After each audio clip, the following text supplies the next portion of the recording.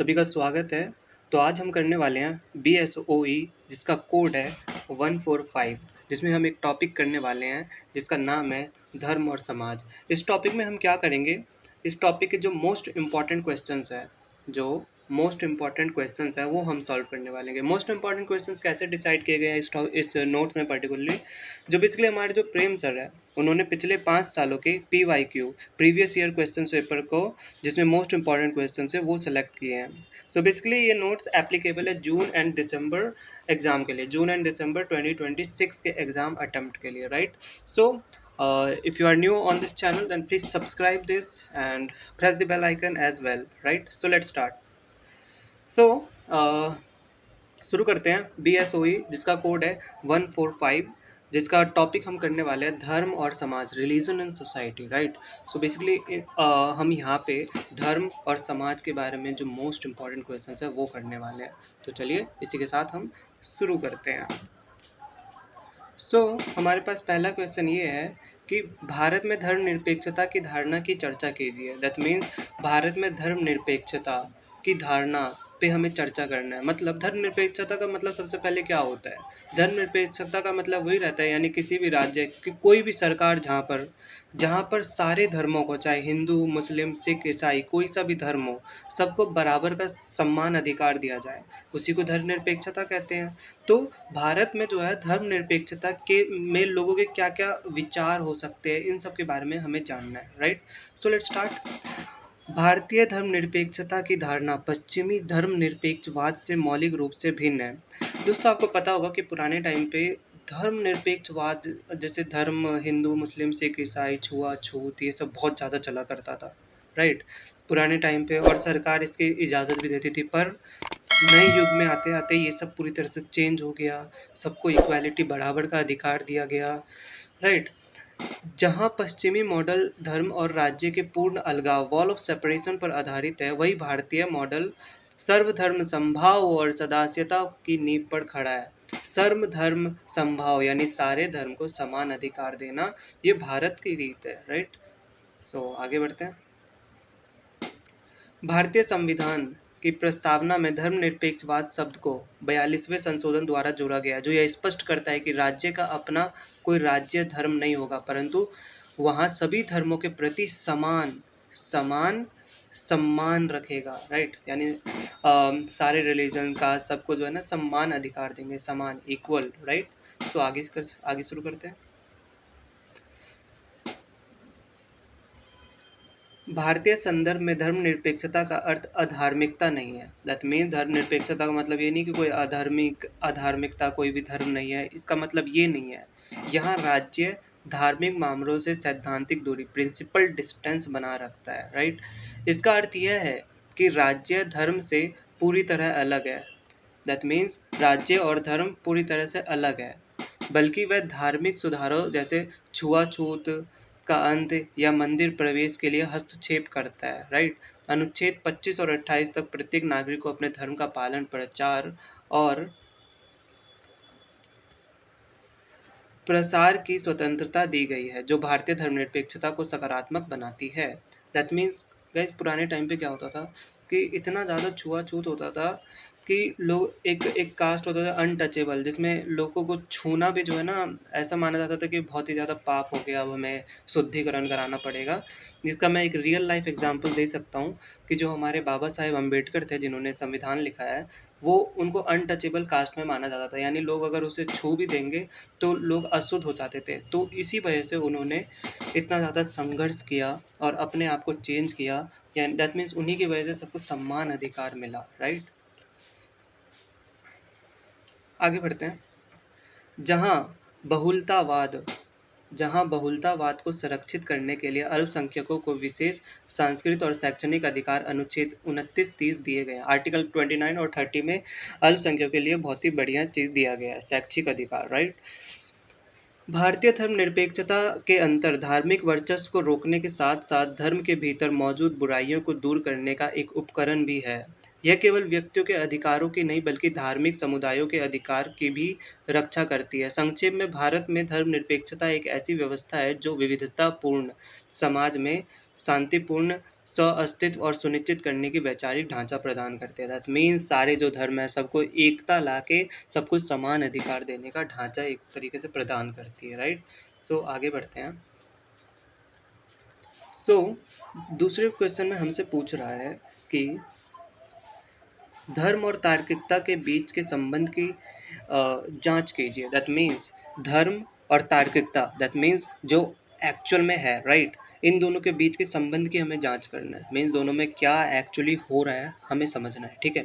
So let's start. धर्म और तार्किकता के बीच का संबंध समाज शास्त्र में एक जटिल और विवादास्पद विषय रहा है। विवादास्पद विषय रहा है यानी दोनों में जो है ना, धर्म और तार्किकता दोनों में हमेशा विवाद होते रहता है। दैट मीन्स कभी धर्म एक्चुअली में जो रिलीजन रहता है वो कभी जीत जाता है, कभी साइंस जीत जाता है, कुछ इस तरीके से दोनों में हमेशा से विवाद रहा है, राइट। परंपरागत रूप से धर्म को आस्था और तार्किकता को प्रमाण से जोड़ा जाता है।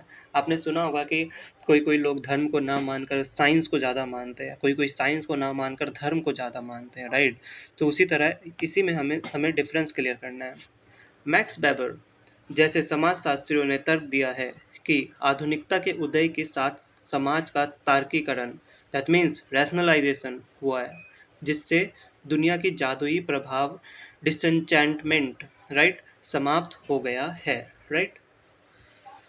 आगे बढ़ते हैं।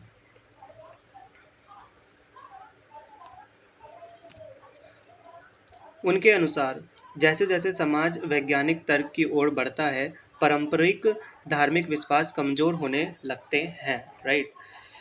तथापि धर्म पूरी तरह तर्कहीन नहीं है। इसका मतलब ये है कि धर्म पूरी तरह तर्कहीन नहीं है, इलॉजिकल नहीं है। मतलब कुछ लॉजिक है उसमें भी, कुछ नहीं, बहुत लॉजिक है।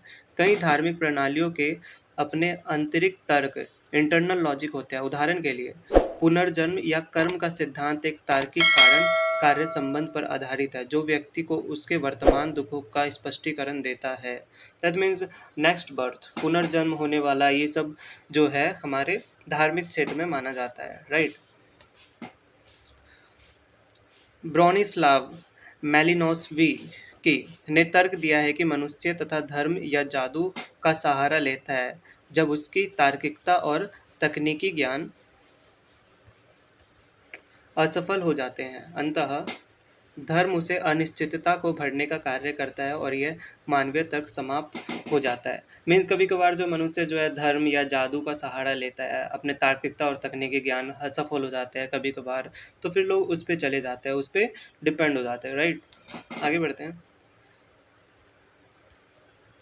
समकालीन समाज, राइट। समकालीन समाज में धर्म और तार्किकता सह अस्तित्व में है। तार्किकता ने धर्म के स्वरूप को बदला है, जैसे कि वैज्ञानिक खोजों के अनुरूप व्याख्या करना, लेकिन इसने धर्म की समाप्ति नहीं की है। लोग अपने आर्थिक और सामाजिक जीवन में तार्किक होते हुए भी अपनी भावनात्मक और आध्यात्मिक आवश्यकताओं के लिए धर्म पर निर्भर रहते हैं। यह दर्शाता है कि तार्किकता और धर्म एक दूसरे के विरोधी होने के बजाय मानव जीवन के दो अलग अलग आयामों से संचालित करते हैं। दैट मीन्स तार्किकता और धर्म ये सब जो है मानव जीवन के दो दो अलग आयामों, दो दो अलग चरणों को संचालित करते हैं, डिवाइड करते हैं, राइट। अब बढ़ते हैं तीसरे सवाल पे। हिंदू धर्म में कर्म की संकल्पना की व्याख्या कीजिए। दैट मीन्स हिंदू धर्म में कर्म की क्या संकल्पना हो सकती है, राइट। तो शुरू करते हैं।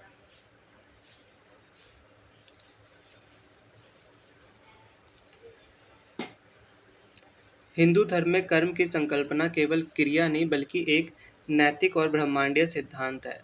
यह इस विचार पर आधारित है कि प्रत्येक कार्य का एक अनिवार्य परिणाम है। कर्म का सिद्धांत कार्य कारण लॉ ऑफ कैजुअलिटी को नैतिक जगत में लागू करता है। इसके अनुसार व्यक्ति का वर्तमान जीवन उसके पिछले जन्मों के कार्य का फल है और उसका भविष्य उसके वर्तमान कार्यों से निर्धारित होगा। दैट मीन्स जो भी काम वो करेगा उसका फल उसे आगे मिलेगा, विच इज़ एक्चुअली निर्धारित, जो कि निर्धारित है, राइट। मुख्य बिंदु, मेन पॉइंट है वो हम कर लेते हैं।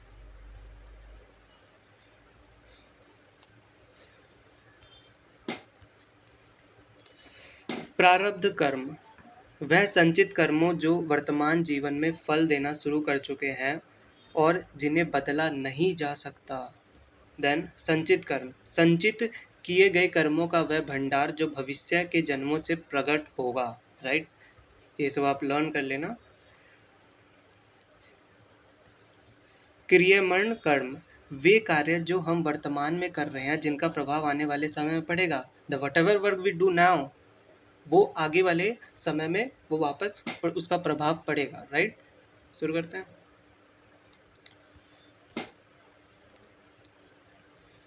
कर्म की संकल्पना सामाजिक व्यवस्था और व्यक्तिगत नैतिकता को बनाए रखने में महत्वपूर्ण भूमिका निभाती है।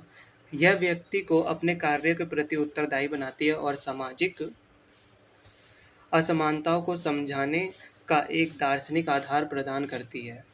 भगवत गीता में निष्काम कर्म, राइट, का उपदेश दिया गया है, जिसका अर्थ है फल की इच्छा किए बिना कर्तव्य का पालन करना। दैट मीन्स आपको अपना काम करते रहना चाहिए बिना फल की चिंता करे हुए। एक श्लोक था कर्मण्यवादी का फलेषु, कुछ ऐसे करके, अभी मुझे याद नहीं है। उसमें ये चीज़ दिखाया गया है, राइट। यह सिद्धांत व्यक्ति को आसक्ति से मुक्त कर मोक्ष की ओर अग्रसर करने का मार्ग बताता है, राइट। तो बढ़ते हैं हम अपने फोर्थ क्वेश्चन में। हमारा क्वेश्चन है, नव धार्मिक अधिकार आंदोलन की मुख्य विशेषताओं का वर्णन कीजिए। दैट मीन्स नई धार्मिक अधिकार आंदोलन जो भी है उनके मुख्य विशेषताएं, मुख्य एडजेक्टिव, मुख्य विशेषताएं क्या है, राइट। चलिए पढ़ते हैं। नव धार्मिक अधिकार आंदोलन, न्यू रिलीजियस राइट मूवमेंट, मूलतः 20वीं शताब्दी के उत्तरार्ध में उभरा एक राजनीतिक और सामाजिक घटनाक्रम है जिसका उद्देश्य सार्वजनिक जीवन में पारंपरिक धर्म मूल्य को पुनः स्थापित करना है, राइट। इसकी मुख्य विशेषताएं पहले हम डिस्कस कर लेते हैं। इसकी मुख्य विशेषताएं क्या क्या हैं? धर्मनिरपेक्षता का विरोध, जो धर्मनिरपेक्षता है उसका विरोध करता है, राइट। यह आंदोलन आधुनिक धर्मनिरपेक्षता को नैतिक पतन का कारण मानता है और राज्य की नीतियों में धर्म की भूमिका का समर्थन करता है, राइट। देन दूसरा हमारा पॉइंट है पारंपरिक नैतिकता, राइट। ये आंदोलन परिवार, विवाह और सामाजिक व्यवहार के पुराने मानदंडों को लागू करने पर जोर देते हैं। तीसरा है मीडिया का उपयोग, अपनी विचारधारा को फैलाने के लिए ये आधुनिक तकनीकी सोशल मीडिया और टेलीविज़न का व्यापक उपयोग करते हैं।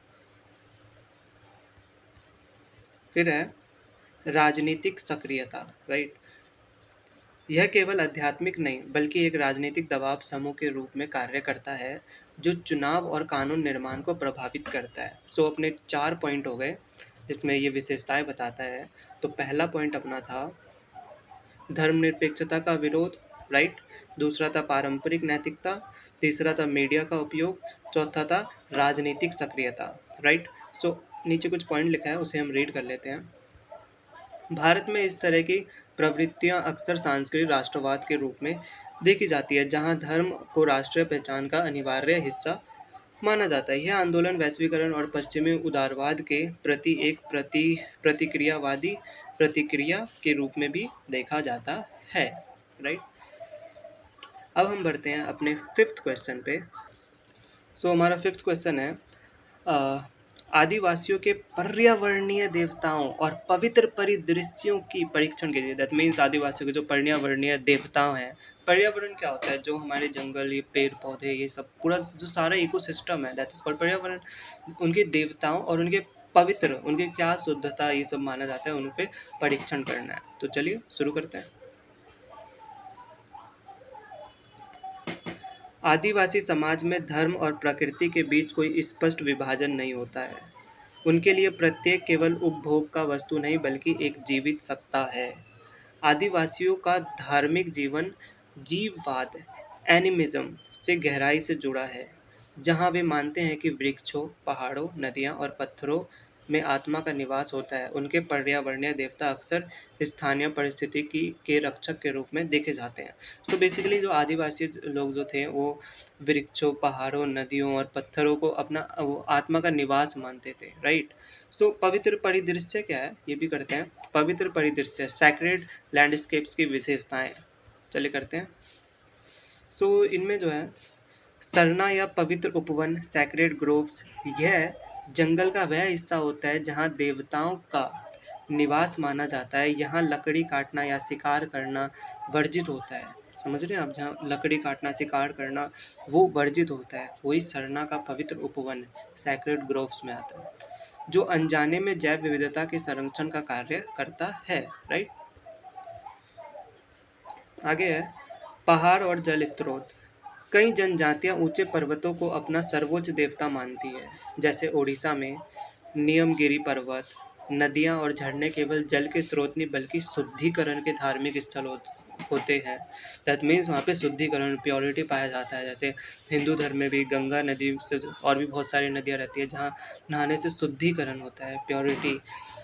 आपने सुना होगा कि सारे पाप नष्ट हो जाते हैं वहाँ पे नहाने से। राइट।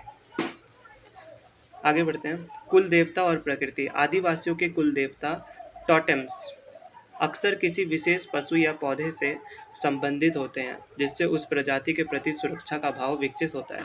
जिस तरह हिंदू धर्म में जैसे भगवान होते हैं, वैसे आदिवासियों में भी कोई ना कोई देवता किसी को मानते हैं, ऐसा होता है। राइट। आदिवासियों के लिए इन पवित्र स्थलों का विनाश केवल आर्थिक नुकसान नहीं बल्कि उनकी पहचान और आध्यात्मिकता अस्तित्व का अंत है। दैट मीन्स अगर ये सब का विनाश हो, जैसे सरकार ये सब जो है जंगल वंगल काटती है अपने बिल्डिंग्स ब्रिज ये सब बनाने के लिए, रोड्स बनाने के लिए, अगर वो काटते हैं तो आदिवासियों का केवल इसमें आर्थिक नुकसान नहीं होगा, आर्थिक नुकसान तो होगा ही, पर साथ ही साथ उनकी जो पहचान है आदिवासियों की, उनकी आध्यात्मिक अस्तित्व जो है वो उसका भी अंत होगा उसके साथ साथ। उनके अनुष्ठान और लोकगीत इन्हीं परिदृश्यों के इर्द गिर्द बुने गए। राइट। जो मनुष्य और पर्यावरण के बीच एक सहजीवी संबंध, साइम्बियोटिक रिलेशनशिप को दर्शाते हैं। राइट। सो ये था हमारा 5th क्वेश्चन। अब बढ़ते हैं हम अपने 6th क्वेश्चन पे। तो हमारे जो है 6th क्वेश्चन में ये पूछ रहा है कि प्रोटेस्टेंटवाद और आर्थिक विकास के बीच संबंधों की जांच कीजिए। जो हमारा जो प्रोटेस्टेंटवाद रहता है और आर्थिक विकास, इन दोनों के बीच में क्या संबंध हो सकते हैं, सो ये हमें डिसाइड करना है। राइट। सो चलिए रीड करते हैं। मैक्स वेबर ने अपनी प्रसिद्ध कृति the protestant ethic and the spirit of capitalism में यह सिद्ध किया है कि धार्मिक विश्वास किस प्रकार आर्थिक व्यवहार को बदल सकता है।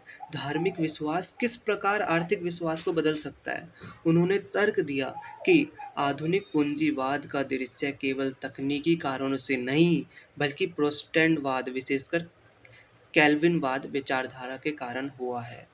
इसका मतलब यही है कि उन्होंने यह तर्क दिया कि जो आधुनिकवाद पूंजी जो हमारी है, आधुनिकवाद पूंजीवाद जो है उसका, आधुनिक पूंजीवाद का उदय केवल तकनीकी कारणों से नहीं बल्कि प्रोटेस्टेंटवाद कैल्विनवाद के विचारधारा के कारण भी हुआ है। राइट।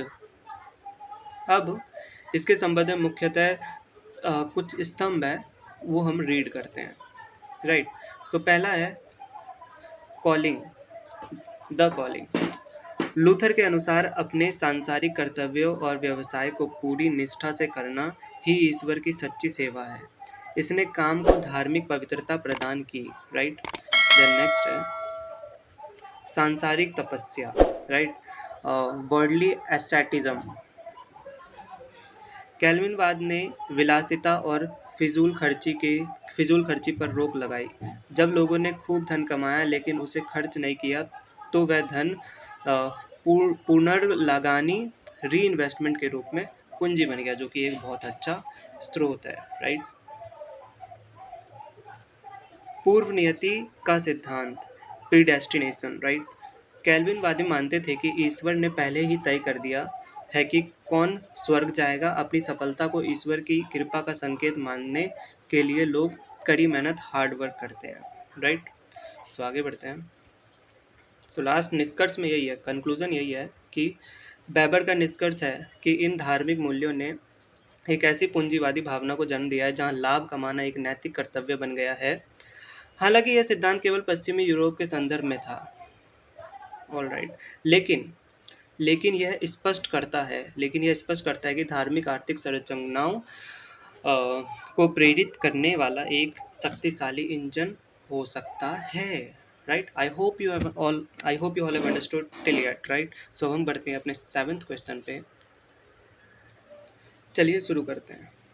सो क्वेश्चन 7 में पूछ रहा है अलौकिक की अवधारणाएं इसके प्रत्यक्षकरण की जांच कीजिए। सो इसमें अलौकिक की जो हमें अवधारणाएं है और इसके जो प्रत्यक्षीकरण की जांच हमें करना है। सो अलौकिक का मतलब क्या होता है? द सुपर नेचुरल, जो जो एक्चुअली जो है ना लोगों को पता नहीं है बट वो एग्जिस्ट करता है। दैट मीन्स जो सामान्य दुनिया से बिल्कुल अलग हो, जिसे लोग देखकर आश्चर्य हो जाए कि ये सबसे अलग है। उदाहरण के लिए उस संत के पास अलौकिक शक्तियाँ हैं, इसकी आवाज़ अलौकिक है, दैट मीन्स सबसे अलग, जो लोगों को ज़्यादा पता ना हो, जो लोग आश्चर्य हो जाए, राइट। तो चलिए शुरू करते हैं। समाजशास्त्र में अलौकिक द सुपर नेचुरल का तात्पर्य उन शक्तियों या सत्ताओं से है जो प्रकृति के ज्ञात नियमों से परे माने जाते हैं। दैट मीन्स उन्हें पता नहीं है, परे हैं, नहीं पता, राइट। एडवर्ड टेलर और एमिन दुर्खिम जैसे विद्वानों ने इस धर्म के मूल आधार के रूप में देखा है। अलौकिक का प्रत्यक्षीकरण, परसेप्शन, अलग अलग समाजों में अलग अलग तरीके से होता है, यानी अलग अलग देशों में अलग अलग समाजों में अलग अलग तरह से माना जाता है। सबके अलग अलग पीओवी होते हैं, पॉइंट ऑफ व्यू, राइट। सो पहला है अपना प्रत्यक्षीकरण के विभिन्न रूप। हम शुरू करते हैं अपने जो सारे जो परसेप्शन, जो भी अलग अलग पीओवी पॉइंट ऑफ व्यू है वो हम डिस्कस करते हैं। मानवीय स्वरूप, एंथ्रोपोमो एंथ्रोपोमोर्फिज्म, राइट। कई समाजों में अलौकिक शक्तियों को मानवीय रूप, भावनाओं और इच्छाओं के साथ देखा जाता है, जैसे देवी देवता, राइट। तो नेक्स्ट पॉइंट है अमृत शक्तियाँ, इम्पर्सनल पावर। कुछ संस्कृतियों में इसे एक निराकार शक्ति के रूप में देखा जाता है, जैसे माना कहा जाता है, राइट। यह बिजली की तरह एक अदृश्य ऊर्जा है जो किसी व्यक्ति या वस्तु में हो सकती है, मरण, राइट। तीसरा है चमत्कार और संकेत। सामान्य घटनाओं के पीछे अलौकिक हस्तक्षेप देखना प्रत्यक्षीकरण का एक सामान्य तरीका है। आपदाओं प्राकृतिक आपदाओं या अचानक मिली सफलता को अक्सर इन शक्तियों का क्रोध या आशीर्वाद माना जाता है, राइट। अलौकिक का अनुभव अक्सर अनुष्ठानों के प्रार्थनाओं के माध्यम से किया जाता है। समाज इन शक्तियों के प्रति भय और श्रद्धा का मिश्रण रखता है। दुर्खिम के अनुसार जब समाज अलौकिक की पूजा करता है तो यह वास्तव में अपनी ही सामूहिक शक्ति, कलेक्टिव कॉन्शियसनेस की पूजा कर रहा होता है, जिसे उसने एक रहस्यमय रूप दे दिया है, राइट। बेसिकली इसी के साथ अपना 7th क्वेश्चन होता है समाप्त। अब हम करने वाले हैं अपना 8th क्वेश्चन को। अब हमारा 8th क्वेश्चन में ये पूछ रहा है कि धर्म के समाजशास्त्र के उत्थान की चर्चा कीजिए। यानी जो हमारे धर्म के जो समाजशास्त्र है, उत्थान मतलब विकास के, उनके विकास की चर्चा करना है हमें, राइट। शुरू करते हैं। धर्म के समाजशास्त्र का उदय, विकास 19वीं शताब्दी के अंत और 20वीं शताब्दी की शुरुआत में हुआ, जब बौद्धिक जगत में तर्कवाद और वैज्ञानिक क्रांति का बोलबाला था। इस विषय का मुख्य उद्देश्य धर्म के आध्यात्मिक दावों की जांच करना नहीं, बल्कि एक सामाजिक संस्था के रूप में धर्म के कार्यों और प्रभावों का अध्ययन करना था, राइट। नेक्स्ट है उत्थान के प्रमुख चरण, दैट मीन्स विकास के प्रमुख चरण क्या क्या हो सकते हैं, राइट। प्रारंभिक विचारक, राइट। ऑगस्ट कॉम्टे ने मानवता के धर्म की बात की और धर्म को मानव विकास के प्रारंभिक चरण के रूप में देखा। हर्बर्ट स्पेंसर ने इसे पूर्वजों की पूजा से विकसित माना, राइट। दूसरा पॉइंट है शास्त्रीय आधार। एमिल दुर्खिम ने the elementary forms of religious life में धर्म और सामाजिक एकता का आधार बताया। मैक्स वेबर ने धर्म को सामाजिक और आर्थिक परिवर्तन के कारक के रूप में स्थापित किया। कार्ल मार्क्स ने धर्म को अफीम कहकर इसकी आलोचनात्मक व्याख्या की, राइट। ये नाम जो है आप लर्न कर सकते हैं। आधुनिक मोड़, पीटर बर्गर और थॉमस लकमैन जैसे विचारकों ने धर्म को सत्य के सामाजिक निर्माण और पवित्र ब्रह्मांड के रूप में विश्लेषित किया।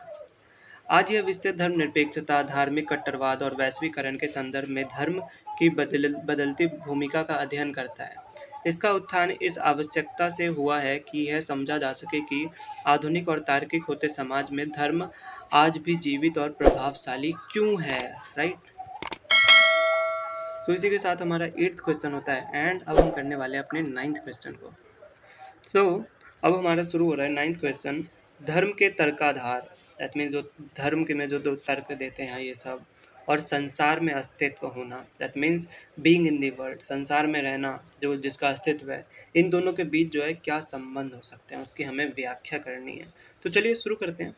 संसार में अस्तित्व होना, बीइंग इन दी वर्ल्ड, एक ऐसी स्थिति है जहाँ मनुष्य समव्य को समाज और प्रकृति के बीच पाता है। धर्म का तर्काधार, रैशनैलिटी इन रिलीजन, इस भौतिक अस्तित्व को एक नई मानसिक और आध्यात्मिक अर्थ प्रदान करता है। मनुष्य जब दुनिया की अनिश्चितताओं का सामना करता है तो धर्म उसे एक तार्किक स्पष्टीकरण देता है जिससे उसका अस्तित्व सुरक्षित रहे, राइट, जिससे उसका अस्तित्व सुरक्षित महसूस होता है, राइट। आगे बढ़ते हैं। इसके बीच जो है जो मुख्य संबंध है केवल हम वो डिस्कस करेंगे, मोस्ट इम्पॉर्टेंट जो है, राइट। चलिए शुरू करते हैं। जो मुख्य संबंध है, पहला संबंध ये है कि अर्थपूर्ण संसार का निर्माण, राइट। मैक्स वेबर के अनुसार मनुष्य एक ऐसा प्राणी है जो अपने अस्तित्व के लिए दैट मीन्स अपने अर्थ, अपने मीनिंग की तलाश करता है। धर्म, दुख, मृत्यु और बीमारी जैसी अतार्किक घटनाओं को कर्म या ईश्वरीय इच्छा के तर्काधार से जोड़कर मनुष्य के अस्तित्व को दिशा देता है, राइट। दूसरा पॉइंट है अपना पवित्र ब्रह्मांड, सैक्रेड कॉस्मोस। पीटर बर्गर का मानना है कि धर्म एक ऐसा सुरक्षा कवच है जो मानवीय अस्तित्व को एक बृहद ब्रह्मांडीय व्यवस्था का हिस्सा बनाता है। यह मनुष्य को यह विश्वास दिलाता है कि संसार में उसका होना कोई संयोग नहीं बल्कि एक निश्चित उद्देश्य है, उसका कुछ वर्क है संसार में रहना, राइट। सामाजिक सुसंगति, संसार में अस्तित्व बनाए रखने के लिए मनुष्य को नैतिक मानदंडों की आवश्यकता होती है। धर्म इन मानदंडों को तार्किक वैधता प्रदान करता है जिससे समाज में व्यक्ति की भूमिका और उसका अस्तित्व सुसंगत बना रहता है। सो ये है हमारे कुछ मेन पॉइंट। अब इसी के साथ हमारा 9th क्वेश्चन एंड होता है और अब हम करते हैं अपना 10th क्वेश्चन। सो हमारा 10th क्वेश्चन में ये पूछ रहा है कि भारत में बौद्ध धर्म के पतन के कारकों की चर्चा की है। दैट मीन्स जो हमारे जो बौद्ध धर्म है उनके जो पतन के जो भी कारक थे उस पर हमें डिस्कशन करना है। तो चलिए शुरू करते हैं। भारत में बौद्ध धर्म का पतन समाजशास्त्रीय और ऐतिहासिक दृष्टि से एक अत्यंत महत्वपूर्ण विषय है। Very important topic, right. छठी शताब्दी ऐसा पूर्व में छठी शताब्दी ईसा पूर्व में शुरू हुआ ये आंदोलन मध्यकाल तक आते आते अपनी जन्मभूमि से लगभग ओझल हो गया। इसके पीछे कई आंतरिक और बाह्य कारक जिम्मेदार थे, राइट। कौन कौन से थे? पतन के प्रमुख कारक निम्नलिखित हैं, तो चलिए पढ़ते हैं कौन कौन से। बौद्ध संघों में भ्रष्टाचार, समय बीतने के साथ साथ बौद्ध मठ विहार अत्यधिक धन और विलासिता के केंद्र बन गए। भिक्षुओं का जीवन सादगी छोड़कर अनुशासनहीनता की ओर बढ़ गया जिससे आम जनता का उनमें मोह भंग हो गया। सो ये थे बौद्ध संघों में भ्रष्टाचार के कुछ निशानियां जो कि हम यहाँ पे पढ़े हैं, राइट। ब्राह्मणवाद ब्राह्मणवाद का पुनरुत्थान, आदि शंकराचार्य जैसे सुधारकों ने हिंदू धर्म की बुराइयां को दूर किया और बौद्ध दर्शन की इच्छा बातों जैसे अहिंसा का और करुणा को अपना लिया, राइट।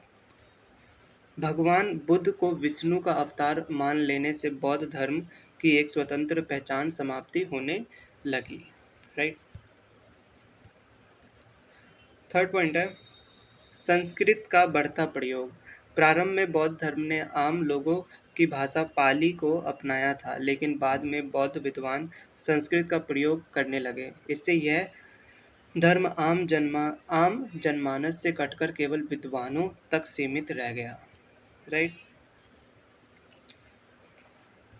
तुर्क आक्रमण और विध्वंस, 12वीं शताब्दी में बख्तियार खिलजी जैसे आक्रमणकारियों ने नालंदा और विक्रमशिला जैसे महान विश्वविद्यालयों को नष्ट कर दिया। भिक्षुओं के कत्लेआम और राजकीय संरक्षण के अंत ने इसकी कमर तोड़ दी, राइट। सो ये कुछ मेन पॉइंट थे और इसी के साथ अपना 10th क्वेश्चन होता है एंड। अब करते हैं हम अपना 11th क्वेश्चन। सो 11th क्वेश्चन में हमसे पूछ रहा है इस्लामी संस्थाएं जो उत्तराधिकार नियंत्रित करती हैं उसकी जांच कीजिए। दैट मीन्स जो हमारे जो इस्लामी जो सारे संस्थाएं थे जो उत्तराधिकार नियंत्रित करते थे, राइट, सो उस पर हमें जांच करना है। तो चलिए शुरू करते हैं। इस्लाम में उत्तराधिकार की प्रणाली शरीयत पर आधारित है जिसका उद्देश्य परिवार के भीतर धन का न्यायपूर्ण वितरण करना और आर्थिक अस्थिरता को रोकना है। यह अवस्था कुछ विशेष धार्मिक और कानूनी संस्थाओं द्वारा संचालित है। कौन कौन से मुख्य संस्थाएं और उनके नियम वो रीड करते हैं। मिरास, द लॉ ऑफ इनहेरिटेंस, यह कुरान द्वारा निर्धारित अनिवार्य नियम है। इसके तहत मृतक की संपत्ति का बंटवारा निश्चित अनुपात फिक्स्ड शेयर्स में रिश्तेदारों के बीच होता है। इसमें पुरुषों और महिलाओं दोनों के हिस्से स्पष्ट रूप से परिभाषित है जिससे व्यक्तिगत पक्षपात की गुंजाइश नहीं रहती है, राइट। सेकंड है वसीयत। इस्लामी कानून के अनुसार कोई भी व्यक्ति अपनी कुल संपत्ति के केवल 1/3 हिस्से की ही वसीयत कर सकता है। जैसे 2/3 हिस्सा अनिवार्य रूप से कानूनी वारिसों के लिए आरक्षित रहता है ताकि परिवार का कोई सदस्य बेदखल न हो। थर्ड है वक्फ। यह एक ऐसी संस्था है जहां संपत्ति को धार्मिक या धर्मार्थ चैरिटेबल कार्यों के लिए स्थायी रूप से दान कर दिया जाता है। एक बार वक्फ होने के बाद वह संपत्ति उत्तराधिकार से बाहर हो जाती है और उसका उपयोग सार्वजनिक कल्याण के लिए होता है, राइट। सेकंड है मेहर का अधिकार। विवाह के समय महिलाओं को मिलने वाला मेहर उसकी व्यक्तिगत संपत्ति होती है। उत्तराधिकार के समय भी महिला का अधिकार सुरक्षित रह गया है जो उसे आर्थिक सुरक्षा प्रदान करता है। सो बेसिकली ये थे इस्लामी संस्कृति के बारे में जो हमने पढ़ा। सो अब हम बढ़ते हैं अपने 12th क्वेश्चन पे। सो हमारा 12th क्वेश्चन में ये पूछ रहा है कि धर्मनिरपेक्षीकरण एवं धर्मनिरपेक्षवाद की अवधारणाओं की चर्चा कीजिए। तो धर्मनिरपेक्षीकरण और धर्मनिरपेक्षवाद जो हमने फर्स्ट क्वेश्चन में पढ़ा था, अब हमें उस पर चर्चा करना है, डिस्कशन करना है, राइट। सो समाजशास्त्र में धर्मनिरपेक्षीकरण सेकुलराइजेशन और धर्मनिरपेक्षवाद सेकुलरिज्म दो अलग अलग आयामों को दर्शाते हैं। एक सामाजिक परिवर्तन की गति है तो दूसरा शासन का एक वैचारिक ढांचा। सो पहला हम पढ़ते हैं धर्मनिरपेक्षीकरण एक प्रक्रिया, राइट। यह वह सामाजिक प्रक्रिया है जिसमें धर्म का सामाजिक महत्व सोशल सिग्निफिकेंस कम होने लगता है। इसके तहत शिक्षा, राजनीति और कानून जैसे क्षेत्रों धार्मिक संस्थानों के नियंत्रण से बाहर हो जाता है। लोग घटनाओं की व्याख्या तर्क और विज्ञान के आधार पर करने लगते हैं, न कि केवल ईश्वरीय शक्ति के आधार पर। राइट, आगे बढ़ते हैं। धर्मनिरपेक्षवाद एक विचारधारा।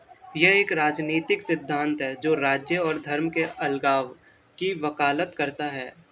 यह इस विचार पर टिका है कि राज्य का अपना कोई धर्म नहीं होगा और वह सभी नागरिकों को धार्मिक स्वतंत्रता और समानता प्रदान करेगा, राइट। सो इनके मुख्य डिफरेंस जो मेन डिफरेंसेस है वो पहले हम पढ़ लेते हैं। धर्मनिरपेक्षीकरण एक ऐतिहासिक बदलाव है जो आधुनिकता और औद्योगिकीकरण के साथ समाज में अपने आप आता है। दैट मीन धर्मनिरपेक्षीकरण जो एक ऐतिहासिक बदलाव है जो धीरे धीरे आधुनिकता फिर औद्योगिकीकरण जो है इन सब के साथ आने लगता है, राइट। नेक्स्ट है धर्मनिरपेक्षवाद एक संवैधानिक और नैतिक चुनाव है जिससे किसी देश की सरकार द्वारा सचेत रूप से अपनाया जाता है। भारतीय संदर्भ में धर्मनिरपेक्षवाद का अर्थ धर्म का बहिष्कार नहीं बल्कि सर्वधर्म समभाव है, इक्वलिज्म, राइट। सारे धर्मों में इक्वालिटी होना चाहिए। अब हम 13th क्वेश्चन पे पहुंचते हैं। 13th क्वेश्चन पे हमसे क्या पूछ रहा है, धर्मनिरपेक्षता एवं बहुलता की अवधारणाओं और अमल की चर्चा कीजिए। दैट मीन्स जो धर्मनिरपेक्षता जो है एवं बहुलता की जो अवधारणाएं हैं उनके अमल पे हमें चर्चा करना है, राइट। तो शुरू करते हैं। धर्मनिरपेक्षता और बहुलतावाद प्लूरलिज्म आधुनिक लोकतंत्र के दो अनिवार्य स्तंभ हैं। जहाँ धर्मनिरपेक्षता राज्यों और धर्मों के बीच संबंधों को परिभाषित करती है, वहीं बहुलतावाद समाज के विभिन्न धार्मिक विश्वासों के शांतिपूर्ण सह-अस्तित्व की स्वीकृति है। भारत जैसे देश में ये केवल संवैधानिक शब्द नहीं बल्कि सामाजिक अमल प्रैक्टिस का हिस्सा माना जाता है, राइट। सो इनके बेसिकली जो अमल के दो मुख्य बिंदु ये हो सकते हैं, जो है संवैधानिक संरक्षण। भारतीय संविधान का अनुच्छेद 25 से 28 प्रत्येक नागरिक को अपने धर्म को मानने और प्रचार करने की स्वतंत्रता देता है। यह बहुलता की कानूनी सुरक्षा प्रदान करता है। ऑलराइट। सो राज्य की तटस्थता। धर्मनिरपेक्षता का अमल तब दिखता है जब राज्य किसी विशेष धर्म को संरक्षण देने के बजाय समान दूरी बनाए रखता है। इसका अर्थ यह है कि सार्वजनिक नीतियों का आधार धार्मिक ग्रंथ नहीं बल्कि संवैधानिक तर्क होते हैं, राइट। अल्पसंख्यक अधिकार। बहुलतावाद का वास्तविक अमल अनुच्छेद 29 और 30 में झलकता है, जो धार्मिक और भाषाई अल्पसंख्यकों को अपनी संस्कृति और शैक्षणिक संस्थानों को संरक्षित करने का अधिकार देते हैं। सांस्कृतिक समन्वय। जमीनी स्तर पर इसका अमल गंगा जमुनी तहसीब जैसी समन्वयी परंपराओं में दिखता है, जहां विभिन्न समुदाय के लोग एक दूसरे से उत्सवों और रीतियों में भाग लेते हैं, राइट। सो इसी के साथ अपना 13th क्वेश्चन होता है ख़त्म। अब हम बढ़ने वाले हैं 14th क्वेश्चन में। धर्म के बौद्धिक सिद्धांतों की व्याख्या कीजिए, राइट। सो धर्म के हमारे जो भी बौद्धिक सिद्धांत है उस पर हमें चर्चा करना है, राइट। तो चलिए शुरू करते हैं। धर्म की उत्पत्ति और प्रकृति को समझने के लिए समाजशास्त्रियों और मानव विज्ञानों ने कई बौद्धिक सिद्धांत इंटेलेक्चुअल थ्योरीज प्रतिपादित किए हैं। ये सिद्धांत मुख्य रूप से इस प्रश्न पर केंद्रित है कि मनुष्य ने कर्म की कल्पना क्यों और कैसे की। तो चलिए शुरू करते हैं जो भी सिद्धांत है। सो पहला सिद्धांत अपना है जीववाद, एनिमिज्म। एडवर्ड टेलर के अनुसार धर्म का सबसे प्रारंभिक रूप आत्माओं में विश्वास था। मनुष्य ने अपने और मृत्यु के अनुभवों के आधार पर यह निष्कर्ष निकाला कि शरीर के भीतर एक आत्मा होती है जो स्वतंत्र हो सकती है। यही चिंतन आगे चलकर देवताओं की अवधारणा में बदला, राइट। आगे बढ़ते हैं। प्रकृतिवाद, नेचुरलिज्म। मैक्स मुलर ने तर्क दिया कि धर्म की उत्पत्ति प्रकृति की विशालता और शक्ति जैसे सूरज, बिजली, तूफान के प्रति मानवीय विस्मय से हुई। आदिम मनुष्य ने प्राकृतिक शक्तियों का मानवीकरण किया और उसकी पूजा शुरू कर दी, राइट। आगे बढ़ते हैं। बौद्धिक स्पष्टीकरण। कुछ विचारक धर्म को संसार की गुत्थियों को सुलझाने का एक बौद्धिक उपकरण मानते हैं। जैसे मनुष्य के पास वैज्ञानिक तर्क नहीं थे, तब उसने जन्म, मृत्यु और ब्रह्मांड की घटनाओं को समझने के लिए धार्मिक सिद्धांतों की रचना की, राइट। सो इसी प्रकार ये सारे, जैसे मनुष्य के पास जो कुछ नहीं था पहले, तो उन्होंने जो भी उनके जो धार्मिक गण, जन्म, मृत्यु, ब्रह्मांड, इन सबको समझने के लिए धार्मिक सिद्धांतों की रचना उन्होंने की थी। सो फोर्थ पॉइंट है अपने पास प्रकार्यवाद, फंक्शनलिज्म। दुर्खिम जैसे विद्वान इसे एक बौद्धिक निर्माण मानते हैं जो सामाजिक एकजुटता पैदा करता है। उनके अनुसार धर्म समाज की अपनी सामूहिक शक्ति का एक प्रतीकात्मक प्रत्यक्षीकरण है, ऑलराइट। सो इसी के साथ हमारा 14th क्वेश्चन होता है एंड। अब हम करेंगे अपना 15th क्वेश्चन। सो 15th क्वेश्चन से हमारा धार्मिक अभ्यास के रूप में रीति रिवाज और जीवन चक्र अनुष्ठानों की जांच कीजिए। दैट मीन्स धार्मिक अभ्यास के रूप में जो भी हमारे जो रीति रिवाज है उनके जीवन चक्र और अनुष्ठानों की हमें जांच करना है। तो चलिए रीड करते हैं। धार्मिक जीवन केवल सिद्धांतों में नहीं बल्कि क्रियात्मक अभ्यासों, रिचुअल प्रैक्टिसेस में जीवित रहता है। रीति रिवाज और जीवन चक्र अनुष्ठान, रिट्स ऑफ पैसेज, व्यक्ति को समाज और धर्म के साथ गहराई से जोड़ते हैं। अर्नोल्ड वैन गैनेप ने इन अनुष्ठानों को मानव जीवन के संक्रमण काल का महत्वपूर्ण हिस्सा माना है, राइट। मुख्य जांच बिंदु क्या क्या हो सकती हैं वो रीड करते हैं। संक्रमण की अवस्थाएं, जीवन चक्र अनुष्ठान व्यक्ति को एक सामाजिक स्थिति में दूसरी में ले जाते हैं, जैसे जन्म, विवाह और मृत्यु। ये अनुष्ठान समाज को यह संकेत देते हैं कि व्यक्ति की भूमिका और जिम्मेदारी बदल गई है। हमारा सेकंड पॉइंट है सामाजिक शुद्धिकरण। सामाजिक शुद्धिकरण अनुष्ठानों के दौरान समुदाय के लोग एकत्रित होते हैं, जो सामूहिक चेतना को मजबूत करता है। यह व्यक्ति को अकेलापन महसूस नहीं होने देता और उसे एक बड़े समूह का हिस्सा बनाता है। इसी को सामाजिक शुद्धिकरण कहते हैं। पवित्रता का संचार, पवित्रता, प्योरिटी, राइट। रीति रिवाजों के माध्यम से साधारण वस्तुओं या क्रियाओं को पवित्र, सैक्रेड बनाया जाता है। उदाहरण के लिए विवाह में अग्नि की उपस्थिति या जन्म के समय विशिष्ट मंत्रों का पाठ जीवन के भौतिक पक्षों को आध्यात्मिक अर्थ प्रदान करता है। थर्ड पॉइंट है अनुशासन और परंपरा, राइट। अनुशासन, डिसिप्लिन, परंपरा जो अपने रीति रिवाज है, इन सब के बारे में भी। ये अभ्यास धार्मिक मूल्यों को एक पीढ़ी से दूसरी पीढ़ी तक पहुंचाने का माध्यम है। इनके माध्यम से समाज के नैतिक नियमों को व्यक्ति के मन में गहरा बैठाया जाता है। कुछ इस प्रकार से अपना ये क्वेश्चन होता है। एंड अब हम बढ़ते हैं अपने 16th क्वेश्चन में। 16th क्वेश्चन में हमसे पूछ रहा है विवाह एवं पारिवारिक अभ्यासों के संदर्भ में जाति व्यवस्था पर चर्चा कीजिए। जो विवाह और पारिवारिक अभ्यासों में जो भी हमारे से बनते हैं संदर्भ, उसमें जाति व्यवस्था पर हमें डिस्कस करना है। तो चलिए शुरू करते हैं। भारत में जाति व्यवस्था और धर्म का सबसे मजबूत गठबंधन विवाह और परिवार के स्तर पर दिखाई देता है। जाति की शुद्धता को बनाए रखने के लिए विवाह संबंधी नियम अत्यंत कठोर रहे हैं, जो समाज की संरचना को निर्धारित करते हैं। जाति व्यवस्था के प्रमुख प्रभाव, अंतर्विवाह, एंडोगैमी। जाति व्यवस्था का मूल आधार अपनी ही जाति के भीतर विवाह करना है। आज अभी भी आप देखते होंगे किसी, अगर आप पिछड़े वर्ग या शहरी इलाके में जाते हैं तो कोई लोग ऐसे रहते हैं जो बिल्कुल, कोई नहीं बल्कि बहुत सारे लोग जो अपनी जाति के रहते हैं। शर्मा के लोग शर्मा से शादी करते हैं, शाह के लोग शाह से जाति करते हैं, गुप्ता गुप्ता से करते हैं, वर्मा वर्मा से शादी करते हैं। कुछ इस प्रकार से चलते आ रहा है अंतर्विवाह, राइट। यह नियम सुनिश्चित करता है कि जाति की रक्त शुद्धता बनी रहे और पैतृक संपत्ति का हस्तांतरण जाति के बाहर न हो। नेक्स्ट पॉइंट है पदानुक्रम और भोजन व्यवहार। परिवारों के बीच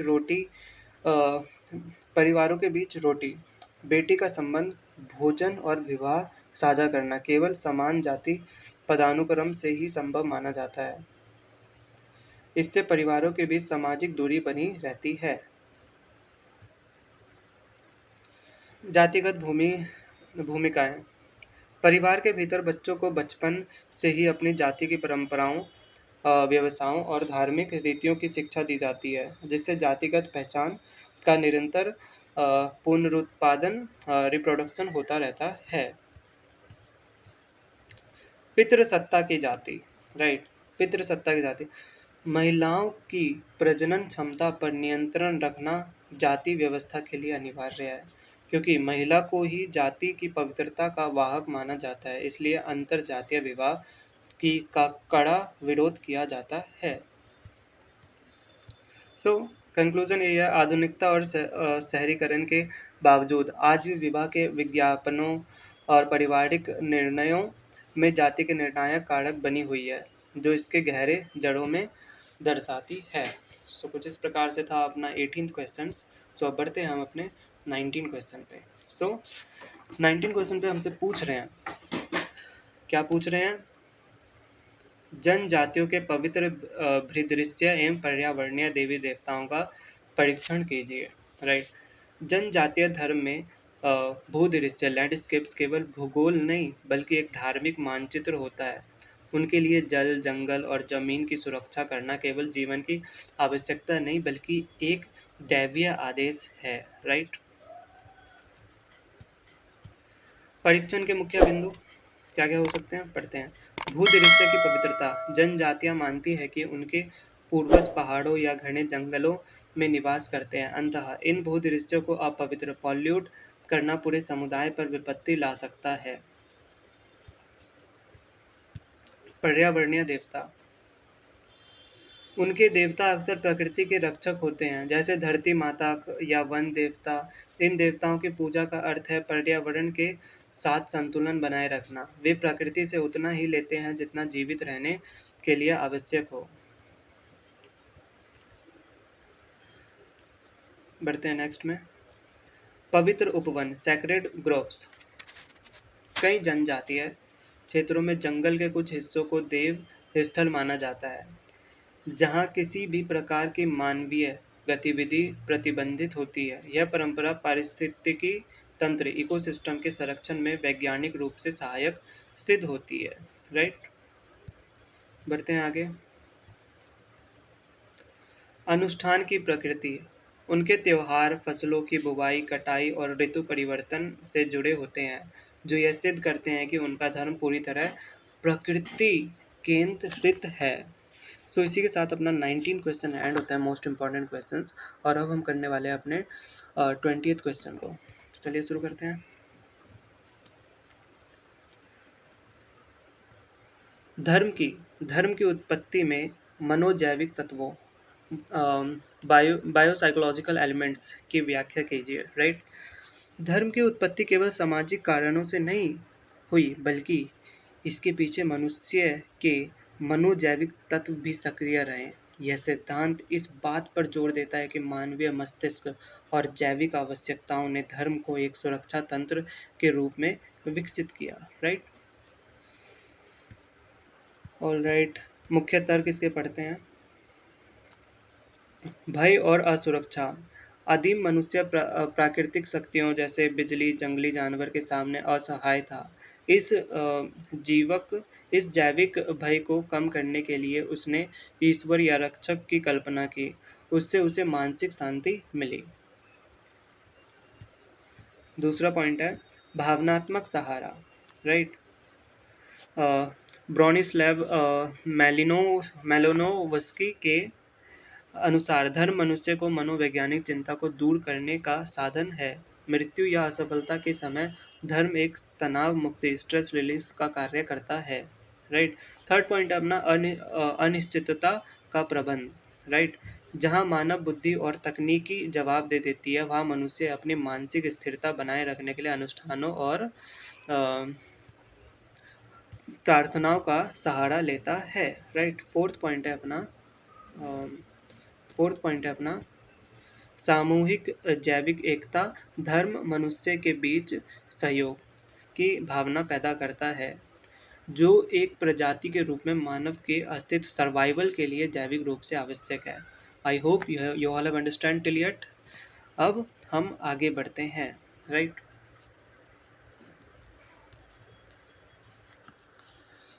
अब हम बढ़ते हैं अपने शॉर्ट नोट्स पे। राइट, सो शुरू करते हैं। धार्मिक बहुलता, रिलीजियस प्लूरलिज्म से आप क्या समझते हैं, चर्चा कीजिए। जो धार्मिक बहुलता है, जो है हमारे जो रिलीजियस प्लूरलिज्म है, ये सबसे हमें क्या समझते हैं। तो चलिए रीड करते हैं। धार्मिक बहुलता एक ऐसी सामाजिक स्थिति है जहाँ एक ही समाज के भीतर विभिन्न धर्मों के लोग अपनी विशिष्ट पहचान के साथ शांतिपूर्ण सह अस्तित्व में रहते हैं। यह केवल धर्मों की संख्यात्मक मौजूदगी नहीं, बल्कि एक दूसरे के प्रति सहिष्णुता और सम्मान की सक्रिय भावना है। राइट, सो समाजशास्त्रीय दृष्टिकोण से बहुलतावाद समाज को बौद्धिक और सांस्कृतिक रूप से समृद्ध बनाता है और किसी भी एक धर्म के एकाधिकार को चुनौती देता है। राइट,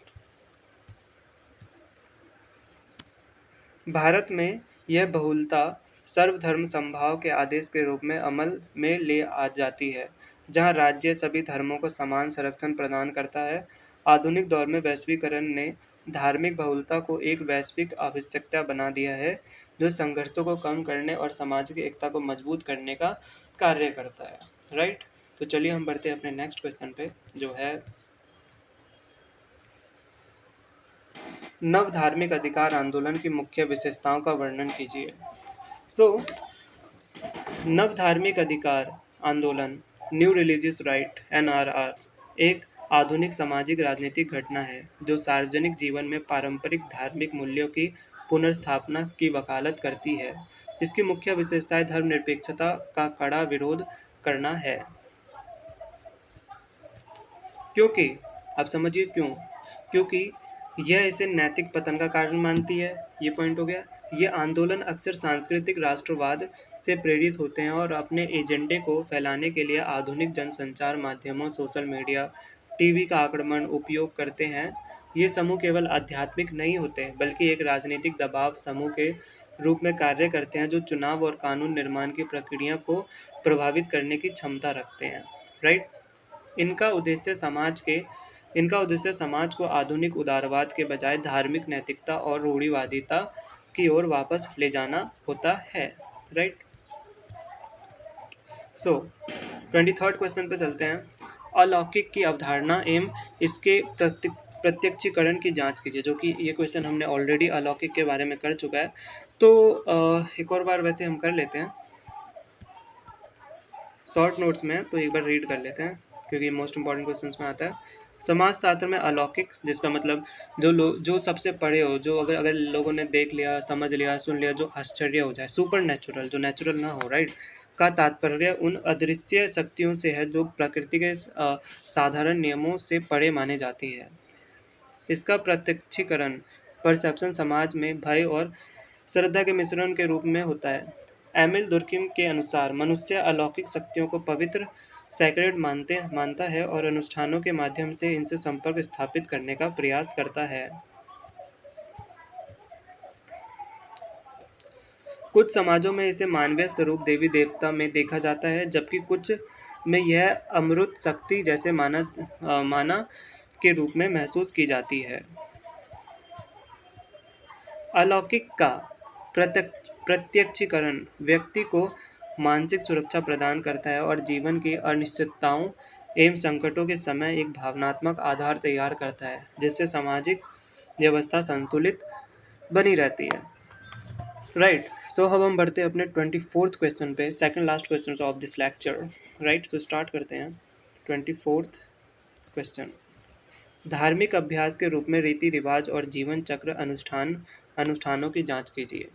रीति रिवाज और जीवन चक्र अनुष्ठान, रिट्स ऑफ पैसेज, धर्म के प्रयोगात्मक पक्ष को दर्शाते हैं। ये अनुष्ठान व्यक्ति के जीवन के महत्वपूर्ण पड़ावों जैसे जन्म, विवाह, मृत्यु को धार्मिक वैधता प्रदान करते हैं। इनका मुख्य कार्य व्यक्ति को समाज की एक स्थिति से दूसरी स्थिति में सफलतापूर्वक स्थानांतरित करना है। अनुष्ठानों के माध्यम से समुदाय और सामूहिक चेतना जागृत होती है और धार्मिक परंपराओं एक पीढ़ी से दूसरी पीढ़ी तक हस्तांतरित होती है। ये अभ्यास व्यक्ति के समूह के साथ जोड़कर सामाजिक जुड़ाव पैदा करते हैं और संकट के समय उसे अकेला महसूस नहीं होने देते। संक्षेप में, ये अनुष्ठान मानवीय जीवन के भौतिक पक्ष को आध्यात्मिक अर्थ और पवित्रता प्रदान करने का सशक्त माध्यम है। राइट गाइज, मैं आशा करता हूँ कि आपको यहाँ तक सब कुछ समझ आ गया हो। अब हम बढ़ते हैं नेक्स्ट क्वेश्चन पे, जो कि अपना लास्ट क्वेश्चन है, last question of the day. So question 25, धर्म और समाज के अंतर संबंधों का आलोचनात्मक परीक्षण कीजिए। धर्म और समाज एक दूसरे से अविभाज्य रूप से जुड़े हुए हैं, जहां धर्म समाज को नैतिक ढांचा प्रदान करता है। जिसमें बेसिकली जो क्या बात है, धर्म और समाज जो है एक दूसरे से अविभाज्य रूप से दोनों जुड़े हुए हैं, और धर्म और समाज नैतिक ढांचा प्रदान करता है, और समाज धर्म को जीवित रहने के लिए आधार देता है। दुर्खिम के लिए धर्म समाज की पूजा है, जो सामाजिक एकजुटता और अनुशासन बनाए रखता है। राइट। आगे लिखा हुआ है, वहीं मैक्स वेबर ने दिखाया कि धार्मिक विचार कैसे आर्थिक और सामाजिक परिवर्तन जैसे पूंजीवाद का उदय ला सकता है। हालांकि मार्क्सवादी दृष्टिकोण इसकी आलोचना करते हुए इसे सामाजिक नियंत्रण का साधन और शोषण का उपकरण मानता है। आलोचनात्मक रूप से देखें तो धर्म जहां एक और समाज को संगठित और मर्यादित करता है, वहीं दूसरी ओर यह रूढ़िवादिता और विभाजन का कारण भी बन सकता है। आधुनिक समाज में यह अंतर्संबंध अब धर्मनिरपेक्षीकरण की चुनौतियों के साथ बदल रहा है। सो ये था हमारा 25th क्वेश्चन, और इसी के साथ हमारा ये मोस्ट इम्पॉर्टेंट क्वेश्चन जो प्रीवियस 5 ईयर्स के जो हमारे प्रेम सर ने बनाया है वो हमने सारा डिस्कस कर लिया। So I hope you guys you all have understood till yet, and all the best for your exam. For today I think it's all enough, so let's end the video. Bye guys.